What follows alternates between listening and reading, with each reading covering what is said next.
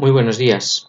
Este domingo tenemos y continuamos con nuestros estudios acerca de los principios bautistas y vamos a empezar a desarrollar, aunque sea de una manera agrupada, o el primero de ellos. El primer principio, y el que se le llama principio cristológico, y que dice, este es el principio fundamental de la experiencia cristiana. Su influencia debe ser integral, involucrando todos los ámbitos de fe y acción del creyente. Jesucristo es el único que ha recibido la potestad y la soberanía de manos de Dios Padre y, por tanto, reina sobre cielos y tierra. Es preexistente y gobierna sobre toda la creación. No hay otro nombre dado a los hombres en que podamos ser salvos. Jesucristo es nuestro soberano y Señor. Como decíamos la semana pasada, este es el principio que nosotros tenemos ahora mismo según los últimos textos aprobados en la convención de la Unión Evangélica Bautista Española del pasado año 2020. Pero, bueno, podéis encontrar por ahí otros similares. Lo que queremos ver, lo que queremos determinar es este principio, que es el de que Cristo es el Señor. Y este principio, esta afirmación de que Cristo es el Señor, nos conlleva a varias cosas. En primer lugar, lo que tenemos que decir, y como ya hemos comentado, es que este principio emana de la enseñanza que encontramos en el Nuevo Testamento, acerca de lo que era la Iglesia y cuál es el significado, acerca de cuál era el papel que tenía el Señor en la Iglesia, cabeza, ángulo de esa edificación que es el resto de la Iglesia. Y ese es el reconocimiento, este principio lo que quiere es reconocer eso. Y ese es el primero y es el principal de todos, porque este principio, en cierto modo, condiciona al resto. Hay quien hace el símil de que esto es como un planeta en el que los demás satélites van girando alrededor. Los demás principios giran como satélites alrededor de ello. Porque si este principio no existe, si este principio falla, automáticamente todos los demás principios no tienen ningún fundamento ni ninguna base. Cristo es el Señor. Reconocer a Cristo como nuestro Señor es lo principal y lo fundamental. En primer lugar, porque ya en Romanos 10:9 nos encontramos con la afirmación: si confesares con tu boca que Jesús es el Señor y creyeres en tu corazón que Dios le levantó de los muertos, serás salvo. Si confesares que Jesús es el Señor. Sabemos que es la única manera de poder obtener las salvaciones por medio de nuestro Señor Jesucristo. Esta es la enseñanza que encontramos. Pero la palabra de Dios y el Nuevo Testamento va mucho más allá. Las enseñanzas que recibimos por medio de las cartas de los apóstoles, de las diferentes epístolas y del libro de los Hechos, nos encontramos, el libro del Apocalipsis también, encontramos que la enseñanza va mucho más allá. No es solamente el confesar con nuestra boca, sino que nuestra vida tiene que ser un reflejo constante de ello. Hay que tener en cuenta, en primer lugar, lo que encontramos acerca de lo que se nos dice de que Él es el Señor. Creo que lo sabréis, pero conviene remarcar, señalar lo que es el significado de la palabra Señor. No es un título que se le ponga, no es tampoco una forma de tratamiento, como podamos entender hoy, sino que en la palabra de Dios, en el tiempo en que se escribía esta palabra, al principio de ese siglo I, cuando estamos hablando de Señor, estamos hablando de algo muy profundo, estamos hablando de algo que involucra a muchos aspectos de nuestra vida. Hoy podríamos hablar de Él como el jefe, como el dueño, como el amo.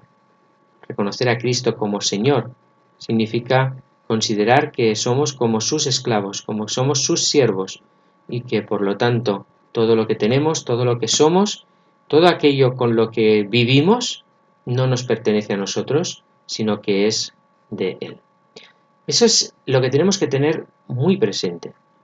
Al asegurar, al comprometernos, al reconocer al Señor Jesucristo como nuestro Señor, eso nos va a implicar en muchísimos aspectos de nuestra vida.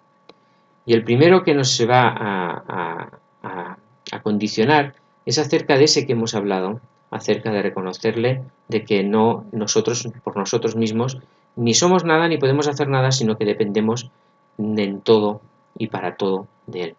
Eso tiene que configurar todas las áreas de nuestra vida. Eso tiene que configurar nuestras relaciones. Eso tiene que configurar nuestro pasado, nuestro presente y nuestro futuro. Eso tiene que configurar cómo vivimos, porque configura para quién vivimos. Por lo tanto, fijaros que aspectos tan sencillos o aparentemente tan simples como esos, lo que hacen es condicionar todo lo demás. Imprime un sello ya en nuestra vida, porque rechaza de antemano todo aquello que se pueda interponer entre el creyente y Cristo. Todo aquello que pueda desvirtuar esa relación, todo aquello que pueda, digamos que, maltratar la relación entre el creyente y Cristo, automáticamente es rechazado, automáticamente es repudiado, como si fuera un virus al que hay que sacar de nuestra vida, de nuestro organismo y echarlo fuera. Eso va a condicionar, por ejemplo, pues algo que ya aparece en el Antiguo Testamento. Al Señor tu Dios amarás, única y exclusivamente a Él. Un solo Dios. No podemos tener otros dioses delante de nosotros. Es la forma práctica en que conocemos la enseñanza y lo que Dios quiere para la vida del creyente.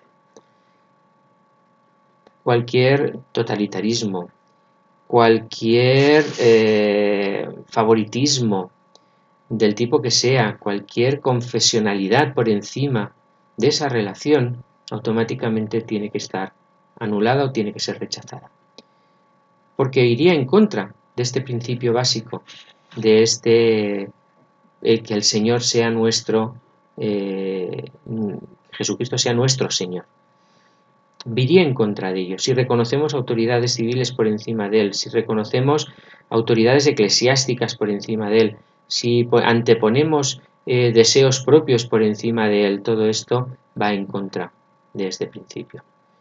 Y eso es lo que nos enseña la palabra de Dios. No es un principio que nos hayamos inventado nosotros, insisto en ello. No es algo que nosotros digamos porque qué bonito es, sino porque es lo que nos enseña la palabra de Dios. Es lo que vemos en aquella primera iglesia del primer siglo. Es lo que entendemos que fue enseñado por Cristo y por sus apóstoles y por sus discípulos a la iglesia. Aquella sana doctrina, aquella doctrina pura, que la llevamos a la práctica y para llevarla a la práctica usamos de estos principios. Jesucristo es nuestro Señor, por encima de todo. Es algo que no debemos de tomar como algo menor, sino que es verdaderamente importante. Lo que va a hacer con esto es que los siguientes principios que vamos a ver van a depender, como os decía antes, muchísimo de esta parte, porque nos transforma, actúa en nuestra vida, hace que nosotros actuemos de otra manera. Y por lo tanto nos vamos a ver influenciados, vamos a influenciar sobre todo lo demás y sobre lo que tenemos a nuestro alrededor. Dejamos aquí la clase de hoy. La semana que viene continuaremos con otro principio. El de hoy es el de la cristología, el señorío de Cristo. Y debemos de tomarlo como algo fundamental para nuestra vida. Sin ello, nada de lo que digamos, nada de lo que practiquemos será correcto ni será necesario. Hay que tener cuidado con las palabras del Señor. Muchos me llaman Señor, Señor, y yo les voy a tener que decir no os conozco de nada, porque no habéis hecho lo que yo digo. Al decirle Señor significa obedecerle, significa hacer lo que Él nos pide. Y eso es muy importante. El Señor os bendiga. Nos vemos el próximo domingo.